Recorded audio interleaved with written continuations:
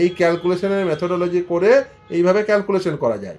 ফলে এইটা হচ্ছে ক্যালকুলেশন মেথোডোলজি, ওই রুলের ইন্টারপ্রিটেশন। এই রুলের এটা হচ্ছে ম্যাথামেটিক্যাল রিপ্রেজেন্টেশন। এই ম্যাথামেটিক্যাল রিপ্রেজেন্টেশন মোতাবেক দিয়ে দিতে হবে। 18 সাল থেকে আজ পর্যন্ত যে দুর্গাপূজায় অনুদান দিয়েছে তাতেও 2000 কোটি টাকা টোটাল খরচা হয়েছে, আমরা হিসাব করেছি। তাহলে 8000 আর 2000 10,000 কোটি টাকা সরকার বিল হচ্ছে এক প্রকার, আর আমাদের ডিএটা দিচ্ছে। এই মলয় বাবুদেরই দিয়ে এআইসিপিআই অনুযায়ী দিতে হবে বলে বুদ্ধদেব ভট্টাচার্য, অসীম দাশগুপ্তরা প্রভিশন রেখেছে। আর মমতা ব্যানার্জি ক্ষমতায় এসে রোপা রুল 2019-এ ডিএর কোনো প্রকার প্রভিশনই রাখে। স্যার, একেবারেই আমরা যেমনটা দেখতে পাচ্ছি, রাজ্যের সরকারি কর্মচারী যাদের অধিকার ডিএ, সেই ডিএ থেকে বঞ্চিত তারা এখনো পর্যন্ত। সেই জায়গায় মুখ্যমন্ত্রী একেবারে নেতাজি ইন্ডোরে দাঁড়িয়ে ঘোষণা করছেন 1,10,000 টাকা এবার পুজোর অনুদান, 85 থেকে সোজা 1,10,000। অন্যদিকে একেবারে পাড়া আমাদের সমাধান নতুন প্রকল্পও চালু করছেন তিনি। সেই টাকাগুলো কোথা থেকে আসে? কারণ কি সুপ্রিম কোর্টে তো বারংবার বলা হয় যে রাজ্যের কোষাগারে টাকা নেই, রাজ্যের কোমর ভেঙে যাবে। সেই টাকাগুলো কোথা থেকে আসছে? একেবারে ডিএর মূল মামলাকারী এবং আইনজীবী হিসাবে আপনারা একসাথে উপস্থিত রয়েছে, কি বলবেন সে বিষয়ে? দেখুন, এই মলয়দা আছে, মলয়দারা কেন মামলা করতে এলো? এই confederation of state government employees মামলা করতে এলো এই কারণেই যে ডিএ এআইসিপিআই অনুযায়ী দিতে হবে, এটা রোপা রুল 2009-এ লেখা থাকা সত্ত্বেও সরকার এআইসিপিআই অনুযায়ী ডিএ দিচ্ছে না। বছরে দুবার করে আগে দেওয়া হতো, দুবার করে এনহান্স করা হতো বেতন, কারণ দুবার করে ডিএ দেওয়া হতো, ফলে দুবার এনহান্স হতো। আর তাছাড়া এমনি ধরেন অ্যানুয়াল ইনক্রিমেন্ট যেটা, সেটা তো ছিলই বছরে। তারপরে তারা মামলা ফাইল করতে বাধ্য হলেন। তারপরে যখন কলকাতা হাইকোর্টে এলো, তখন থেকে আজকে প্রায় এই মামলায় 2017 ধরুন, 17 সাল থেকে আমি আছি এই মামলায়, আজকে 2025 সাল, তার মানে হচ্ছে 8 বছর আমি এই মলয়দা আমার মক্কেল হিসেবে আছেন এবং সেই এতদিন ধরে মামলা করছি। দেখুন, মামলা করতে করতে যে কথা বারবার বলেছেন, এবং সুপ্রিম কোর্টের রায়েও সে কথা উল্লেখ আছে। যখন ট্রাইব্যুনালের সামনে মামলা করতে গেছি, এই মলয়দারা নিয়ে গেছেন, একই কথা, টাকা নেই। হাইকোর্টে এসে একই কথা, টাকা নেই। আর 5টা আইনি যুক্তির সঙ্গে ওই একই কথা, টাকা নেই। এবং এই টাকা নেই এইটাকে কনসিডার করেই ট্রাইব্যুনালও রায় দিয়েছে, হাইকোর্টও রায় দিয়েছে। এবং সেটা সুপ্রিম কোর্টের যে সর্বশেষ নির্দেশ, সেখানে কিন্তু লেখা আছে যে টাকা নেই এটা কনসিডার করেই ট্রাইব্যুনাল এবং হাইকোর্ট রায় দিয়েছে। তাই 25% এরিয়া ডিএ দেওয়ার নির্দেশ দিয়েছেন 6 সপ্তাহের মধ্যে। দিলেন না, একটি অ্যাপ্লিকেশন করলেন। অ্যাপ্লিকেশন করে তাদের বক্তব্য মূলত যেটা, সেটা হচ্ছে 3টে হেডে: বেতন, পেনশন এবং যে পরিমাণ ঋণ করেছে সেই ঋণের যে ইন্টারেস্ট, সেটা দিতে তার থেকে বেশি টাকা ব্যয় হয়ে যায়। অর্থাৎ 100 টাকা আয় হলে 130 টাকা ব্যয় হয়ে যায় এই 3টে হেডে। এবার তার বাইরে আছে কি? স্কুলগুলোর ডেভেলপমেন্ট, বিভিন্ন অফিস সেগুলো পরিচালনা, বিভিন্ন যে ধরুন এই লোকাল অথরিটিস, যেমন ধরুন পঞ্চায়েত, মিউনিসিপ্যালিটি, সেগুলোতে বিশাল খরচা।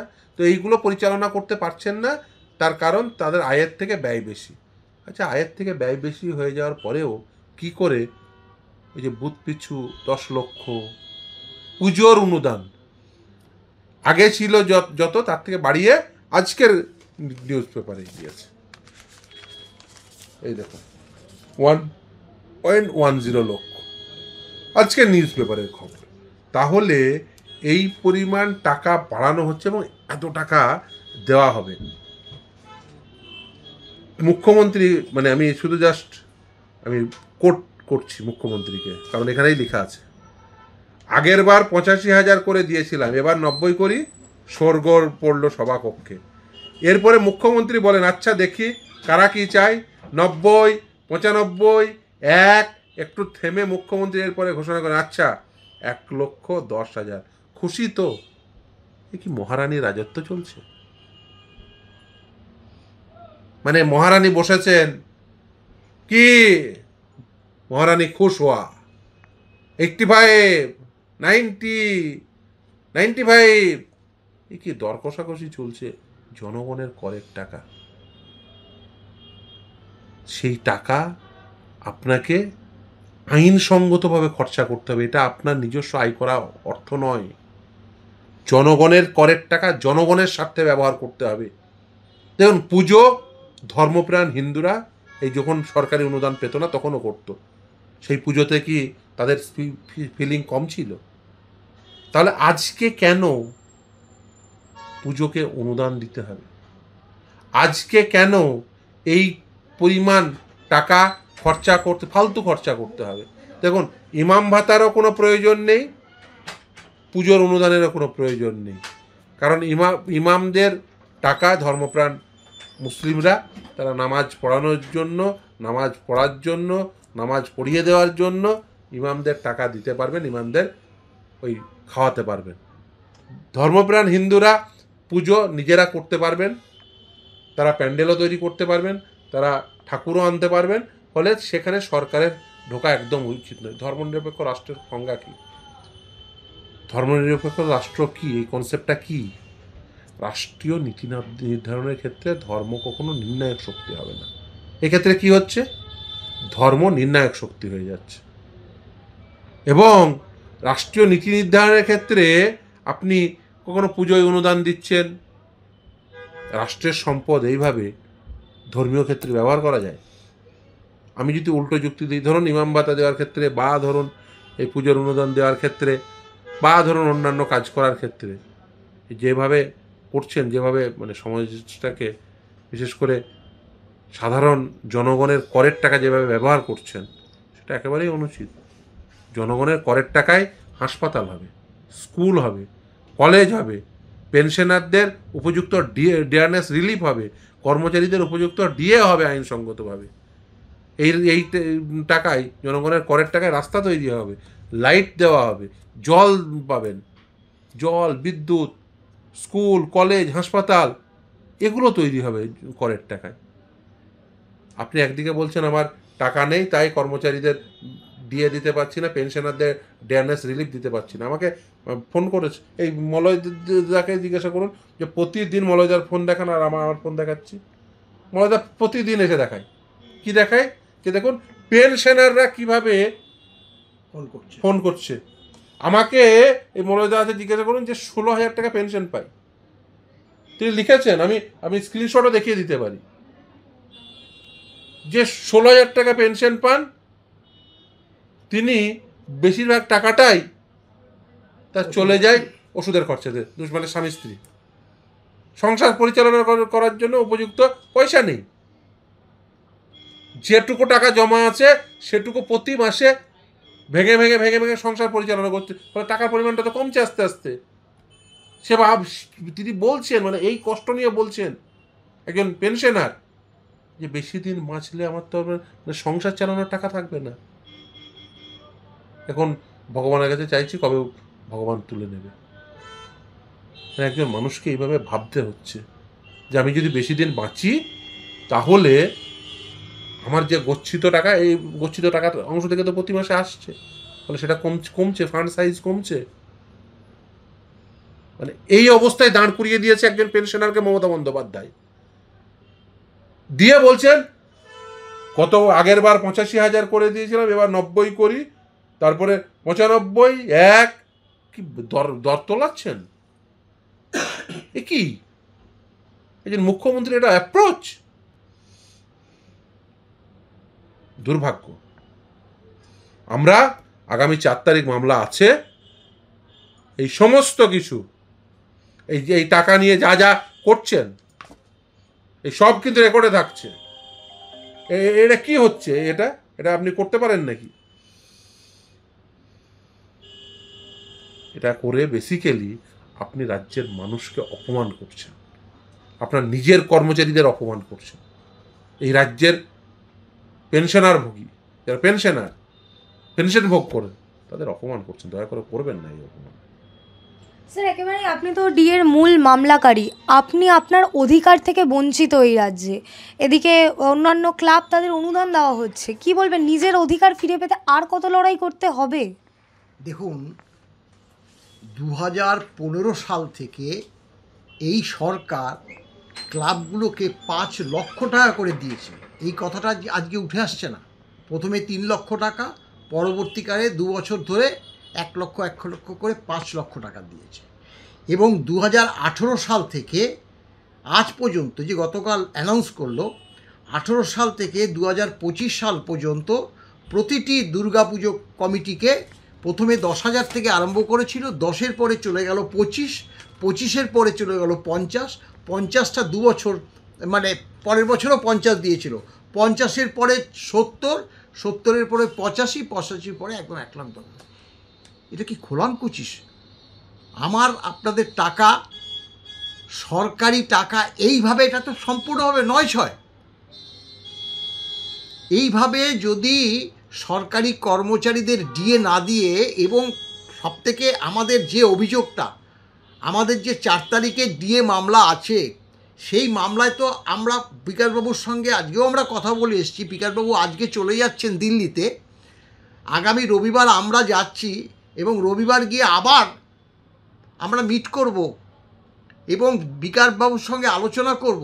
দুটো বিষয়ে করব, যে রাজ্য সরকার যে 25% ডিএ দিতে 10,000 কোটি টাকা খরচ হবে, এবং সেটা মান্যতা দিয়েছিল। সরকারি আইনজীবী 50%তে বললো যে মাজা ভেঙে যাবে, তারপরে 25% বললো 10,000 কোটি। তাহলে 8,000 কোটি এই যে পাড়ায় পাড়ায় কি সমাধান না কি? তাতে আমাদের পাড়ায় আমাদের সমাধান, তাতে 8,000 কোটি টাকা।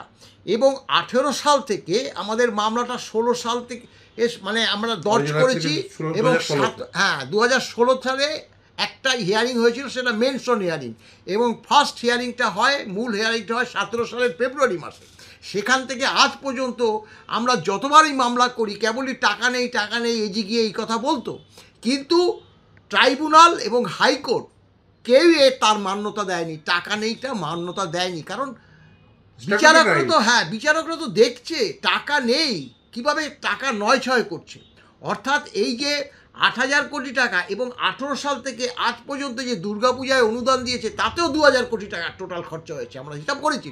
তাহলে 8,000 আর 2,000, 10,000 কোটি টাকা সরকার বিল হচ্ছে এক প্রকার, আর আমাদের ডিএটা দিচ্ছে না। কতটা মানে সবথেকে যেটা হচ্ছে দুঃখজনক আমাদের কাছে, যারা অবসর নিয়েছে, তিনি মাছের বাজারের মতো নিলাম ডাকছে, গতবার 85 দিয়েছি, এবার 90 দিই, 95 দিই, 1 লাখ দিই, 1,10,000। আর এই যে অবসরপ্রাপ্ত কর্মচারীগুলো আশায় বুক বেঁধেছিল, কারণ সর্বোচ্চ আদালত, মানে আমরা গণতান্ত্রিক নিয়ম অনুসারে সর্বোচ্চ আদালত যে নির্দেশ দিয়েছে, সেটা একটা রাজ্য সরকার মানবে, সেটাই স্বাভাবিক। এবং তারা হাত গুটিয়ে বসে আছে, একদম লাস্ট ডেটে একটা MA ফাইল করে, তবুও সেটা মেনশন করেনি, উঠাবার চেষ্টা করেনি। আমরা এই জায়গাটায় বলবো যে এই যে সরকারি কর্মচারীদের ডিএ টাকা না দিয়ে 10,000 কোটি টাকা সে দান ধ্যান করছে, আমাদের টাকা নিয়ে খেলা মেলা, এগুলো কি চলছেটা কি? অবসরপ্রাপ্ত সরকারি কর্মচারীদের পেনশন, যারা সেই 5ম বেতন কমিশনের মামলা, তার আগে 4র্থ বেতন কমিশনের মামলা, 4র্থ বেতন কমিশনেও যারা পেনশন পাচ্ছে, তারাও কিন্তু এই ডিএটা পাবে, কিন্তু তাদের বেসিকটা তো খুব কম, পেনশন বেসিকটা। তাদের যে পেনশন বেসিক 10, 12, 8-এর মধ্যেও আছে। তাহলে তারা মানে একদম শেষ জীবনে এতদিন সরকারকে পরিষেবা দিল, সেই সরকার তাদের গ্রাসটাকে কেড়ে নিচ্ছে। ওনার ক্ষমতা থেকে যখন চলে যাবে না, ওনার যে কী অবস্থা হবে, এই যে অভিশাপ, সরকারি কর্মচারী এবং পেনশনারদের অভিশাপ, প্রতি পদে পদে তিনি কিন্তু অনুভব করবে, এটা আমরা বলে দিচ্ছি। আগামী 4 তারিখে মামলা আছে, আগামী 4 তারিখে মাননীয় সঞ্জয় কারোল এবং প্রশান্ত মিশ্রের বেঞ্চে মামলা আছে। আমাদের দৃঢ় বিশ্বাস আগামী মামলায় এবং রুল জারি করে নির্দেশ দেবে। এই যে পুজোর অনুদান দিচ্ছেন, এই যে আপনি আপনার কথা মতন মেলা খেলা করে রাজ্য সরকার টাকা নষ্ট করছেন, সেই জায়গায় আমরা এর আগেও দেখেছি মুখ্যমন্ত্রী রাজ্যের সরকারি কর্মচারীদের বলছে যে ডিএর জন্য ঘেউ ঘেউ করবেন না। অন্যদিকে এইবার দেখলাম MA অ্যাপ্লিকেশন ফাইল করে রাজ্যের পক্ষ থেকে বলা হচ্ছে যে সুপ্রিম কোর্টে তারা টাকা জমা রাখবেন, যদি মামলা তারা কোনো কারণে জিতে যান, তা যদি আপনারা সেই টাকা ফেরত না দেন। রাজ্যের সরকারি কর্মচারীদের উপর এতটা অনাস্থা, তার অনাস্থা না, মানে এগুলো কি জানেন তো, আসল কথা বিচার বুদ্ধি এদের লোপ পেয়েছে। এটা কোনো সময় হয় না। 25% মর্গ ভাতা দিয়ে দিতে বলেছে, সেটা দিয়ে দিলে কি হবে, আর পরবর্তীকালে তারা মামলায় জিতবে। আরে মামলায় জিতবে কেন? মামলা তো আমাদের নয়, এই মামলাটা অলরেডি কর্মচারীরা 6 বার জিতে আছে। উনি ভুল করছেন, বুঝতে পারেননি। এবং উনি যে বলেছেন না, যে গ্রাউন্ডে বলেছেন যে আমাদের এটা মডিফাই করো, সেই অর্ডারেই বলা আছে যে এই টাকা নেই, এটা কোনো গ্রাউন্ড হতে পারে না। আমি শুধু 2 নম্বর প্যারাগ্রাফের যে নির্দেশটিকে মডিফাই চাইছেন, সেই নির্দেশের আমি 2 নম্বর প্যারাগ্রাফটা একবার পড়তে বলবো। 2 নম্বর প্যারাগ্রাফে আমি শুধু একটা লাইন পড়ে দিই। The paucity of funds is a ground which stand negated both by the tribunal and the high court. এটা রেকর্ডে আছে, অর্থাৎ এই যে ফান্ড নেই এটাকে নেগেট করে দিয়ে এই অর্ডার হয়েছে, সেই জন্য এই অর্ডার দিচ্ছে। কেন এই মামলাটা রেখেছে জানেন? ওনারা বুঝতে ভুল করছেন বা ইচ্ছাকৃতভাবে এটা বুঝতে চাইছেন। বলছে 6 বার জিতেছেন কর্মচারীরা, ডিএ এআইসিপিআই অনুযায়ী দিতে হবে। ফান্ড নেই, এটা কোনো গ্রাউন্ড হতে পারে না। তাহলে কিসের জন্য দিয়েছে? কারণ কলকাতা হাইকোর্টের যে রায়, মহামান্য বিচারপতি হরিশ ট্যান্ডন এবং মহামান্য বিচারপতি রবীন্দ্রনাথ সামন্তের যে রায়, সেখানে মহামান্য বিচারপতি রবীন্দ্রনাথ সামন্ত তিনি হোল্ড করেছেন যে ডিএ হচ্ছে কর্মচারীদের ফান্ডামেন্টাল রাইট। এখন ডিএকে ফান্ডামেন্টাল রাইট হিসেবে ট্রিট করা হবে কি হবে না, এই ল পয়েন্টে মূলত আর্গুমেন্ট হবে। এই যে কর্মচারীরা এরিয়ার ডিএ পাবে কি পাবে না, এই জায়গায় আর মামলাটি নেই। ফলে ফলে ফলে ফেরত পাওয়ার প্রশ্নই নেই। দেখুন, ডিএ এটা বলে দিই, এই যে ডিএ যে রোপা রুলস 2009 না, ফ্রেম হয়েছিল আন্ডার আর্টিকেল 309 আমাদের সংবিধানের 309 নম্বর ধারা অনুচ্ছেদ অনুযায়ী এটি ফ্রেম হয়েছে। ফলে এটি একটি সাংবিধানিক অধিকার বলে কলকাতা হাইকোর্ট হোল্ড করেছে, ট্রাইব্যুনাল হোল্ড করেছে। ফলে এটা আর আর্গুমেন্টটা ওই জায়গায় নেই। এবার ডিএটা ফান্ডামেন্টাল রাইট হবে কি হবে না, সেইটা নিয়ে আর্গুমেন্ট হবে। কারণ এর ইমপ্লিকেশন বিরাট। ডিএ যদি ধরুন সুপ্রিম কোর্ট হোল্ড করে দেয় ফান্ডামেন্টাল রাইট, তাহলে আর কোনো সরকার ডিএ দেওয়া থেকে কোনো কর্মচারীকে বঞ্চিত করতে পারবে না। ফলে এই পয়েন্টটা হোল্ড করা, এই ল পয়েন্টটা ডিসাইড হবে। এই ল পয়েন্ট ডিসাইড করার জন্য এই মামলাটি আছে। এই মামলাটি ওই 25% পেয়ে গেলে, 25% যদি ধরুন মলয়দা এরিয়ার হিসেবে যে টাকা মলয়দার পকেটে আসবে বা প্রতিটি কর্মচারীর পকেটে আসবে, সেটা ফেরত দেওয়ার প্রশ্নই নেই। ওটা প্রশ্নই নেই। ওনারা বুঝতে চাইছেন না বা বুঝতে পারছেন না, দুটোর মধ্যে একটা। যে ওই যে ফেরত দেওয়ার আর প্রশ্ন, ওই জায়গাটা নেই। সুপ্রিম কোর্ট কি মানে যখন রায় দেয় তখন এটা কি বুঝে রায় দেননি? যখনই একটা অন্তর্বর্তীকালীন নির্দেশ কখন দেয়? যখন প্রাইমা ফেসি কেস মেড আউট হয়। এখানে প্রাইমা ফেসি কেস মেড আউট হয়েছে এবং সুপ্রিম কোর্ট বুঝেছে যে ফেরত দেওয়ার প্রশ্নই নেই, সেই জন্য এই নির্দেশ দিয়েছেন। ফলে একটা নির্দেশের পিছনে তো একটা যুক্তি থাকে, এবং সেই যুক্তিটাও কিন্তু ওই নির্দেশের অংশে বলা আছে। এবং বলা আছে যে এই যে টাকা নেই, পসিটি অফ ফান্ড, অর্থাৎ এই যে আমাদের ফান্ডের যে একেবারে অপতুলতা, ফান্ড না থাকা, সেটা কোনো গ্রাউন্ড না।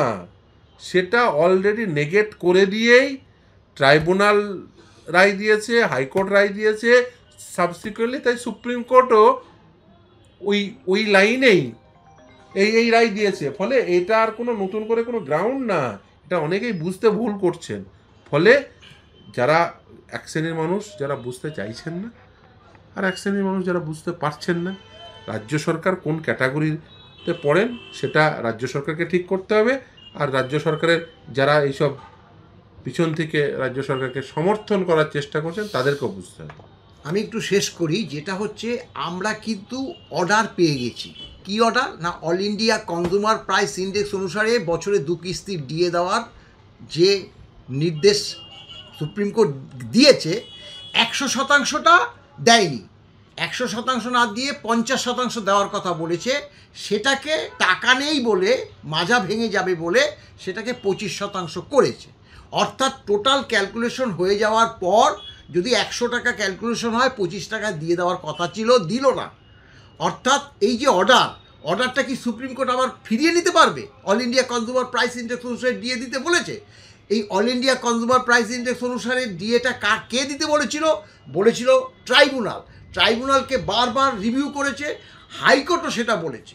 হাইকোর্ট বলেছে DA is a legally enforceable right, এবং মাননীয় হরিশ ট্যান্ডন এবং রবীন্দ্র সামন্তের বেঞ্চ এটাকে মৌলিক অধিকারও বলেছে, ফান্ডামেন্টাল রাইট বলেছে। এই ফান্ডামেন্টাল রাইট আর হচ্ছে এনফোর্সেবল রাইট, এই দুটোর মধ্যে কন্ট্রোভার্সি দেখা দেওয়াতে বলেছে এটা 4 তারিখে এটা কন্ট্রোভার্সির কিছু নেই, মানে বলছে আর কি। দেখো, যদি মৌলিক অধিকার হয়, আমাদের সংবিধানের তো বিভিন্ন পার্ট আছে, ফলে মৌলিক অধিকার মানে কারোর কাছ থেকে তার যদি সেটা মৌলিক অধিকার হয় কেড়ে নেওয়া যায় না। যেমন ধরুন এটা হলে কি হবে তার একটা কারণ আছে, এটা কেন এটা এই ল পয়েন্টে ডিসাইড হওয়া প্রয়োজন।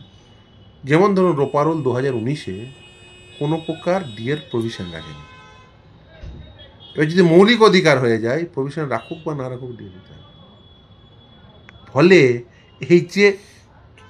এর যে ইমপ্লিকেশন সেটা কিন্তু তার সাবসিকুয়েন্ট রুলগুলোতেও পড়বে।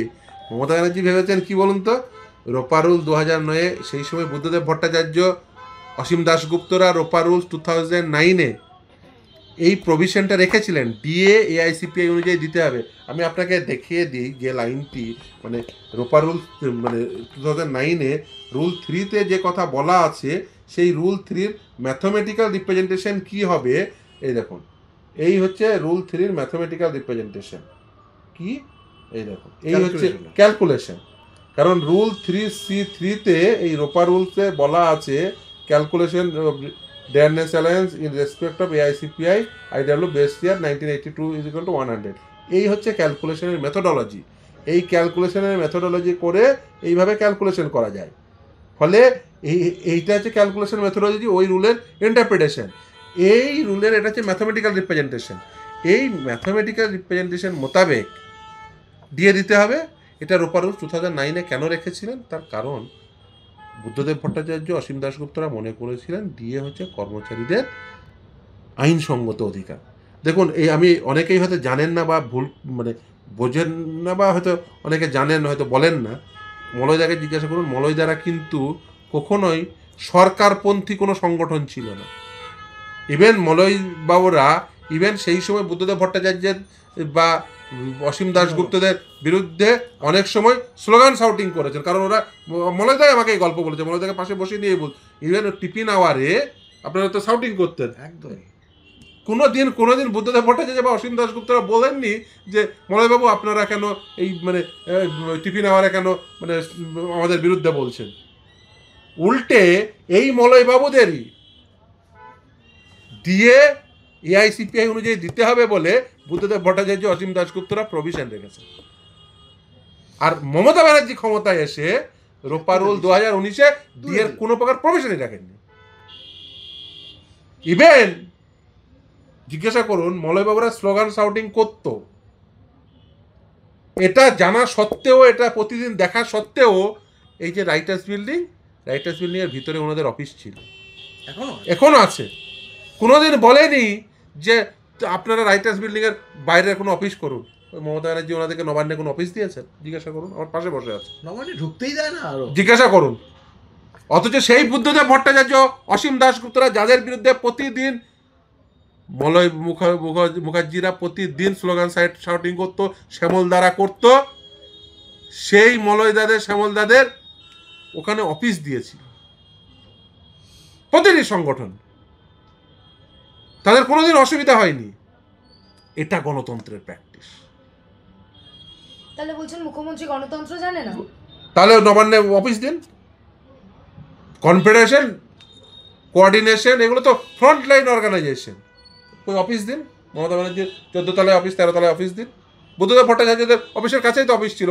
কোনোদিন বলেছে যে টিফিন আওয়ারে ওনারা যে টিফিন আওয়ার পেত সেখানে স্লোগান শাউটিং করতো, আমাদের ন্যায্য দিতে হবে, এই হেলথ স্কিম দিতে হবে, এটা দিতে হবে, সেটা দিতে হবে? কোনোদিন বলেনি যে এটা করবেন না।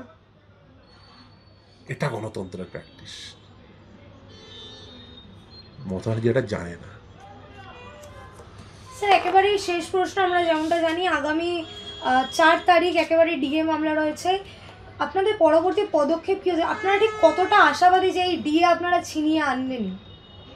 দেখুন, ডিএ এআইসিপিআই অনুযায়ী দিতে হবে, এইটা একেবারে প্রতিষ্ঠিত সত্য।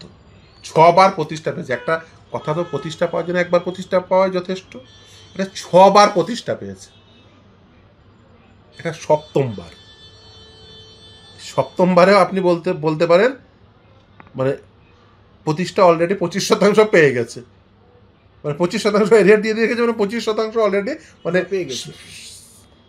সপ্তমবারের 4 ভাগের 1 ভাগ হয়ে গেছে, মানে 25% অলরেডি হয়ে গেছে, মানে 6.25 আর কি টাইম অর্ডার তো হয়ে গেছে। অর্ডারে হয়েছে, তার মানে কি, তার মানে 6.25 আমি যদি ধরি সেই হিসাবে, তাহলে এতবার আপনার প্রতিষ্ঠা পেয়েছে। আর 0.75 বাকি আছে, ওটাও আশা করি হয়ে যাবে। এবং এবার হয়তো 100%। হ্যাঁ দেখুন কি এই যে আশা, দেখুন একটা মানুষকে বুঝতে যে দিয়ে এআইসিপিআই অনুযায়ী দিতে হবে, এটা বুঝতে কতবার মামলায় হারতে হয়। 6 বার মামলা হেরে বুঝেননি। দেখুন এই যে আপনি জনগণের করের টাকায় তো কর্মচারীরা দিয়ে পাবে, আর এই মামলাটিও রাজ্য সরকার লড়ছে কিন্তু জনগণের করের টাকায়। মলয়দারা, আমাকে আজকে মলয়দা আছে, জিজ্ঞাসা করুন, অনেকে হয়তো ভাবেন যে ডিএ মামলা মানে অনেক কিছু। মলয়দারা আগে যেটুকুই জেরক্সের খরচা, যেমন কলকাতা হাইকোর্টের মামলা ছিল, এবং খুব স্বল্প টাকা আমাকে ফিস হিসেবে দিয়েছেন। এখন ধরুন এয়ারপোর্ট, এই যে ধরুন যেতে হয় দিল্লি, সেই যা খরচা সেটা মলয়দাদের করতে হয় খুব স্বাভাবিকভাবেই। ওরা তো নিজেদের টাকায় মানে এই মামলাটি লড়ছে, কর্মচারীরা, যত কর্মচারীরা লড়ছে, এটা নিজের মানে কনফেডারেশনকে নিজের পকেটে। এবং অনেকে জানেন না আজকে মলয়দা পাশে বসে, কারণ এটা তো অনেক লম্বা জার্নি। 2017 সাল থেকে আজকে 2025 সাল, 8 বছরের জার্নি। মলয়দার এমনও হয়েছে মানে নিজের স্ত্রীর দিয়ে গয়না করে হয়তো মলয়দা হয়তো অস্বস্তি বোধ করবেন, সেটা দিয়েও মানে তাকে এই মামলা করতে হয়েছে। এটা মানে ইভেন আমাকে পরে এসে বলেছেন মলয়দা, মানে this is the hard reality.